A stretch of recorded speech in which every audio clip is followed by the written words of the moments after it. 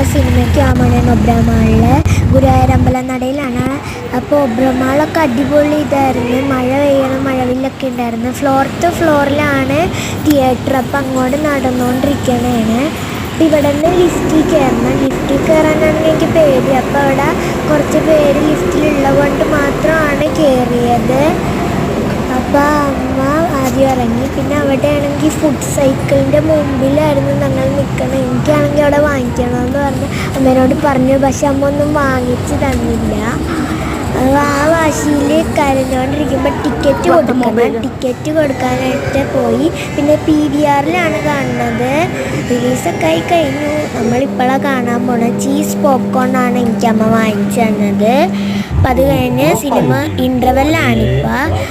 Interval അതിന് നോക്കൂ. അപ്പോൾ സിനിമ ഇഷ്ടപ്പെട്ട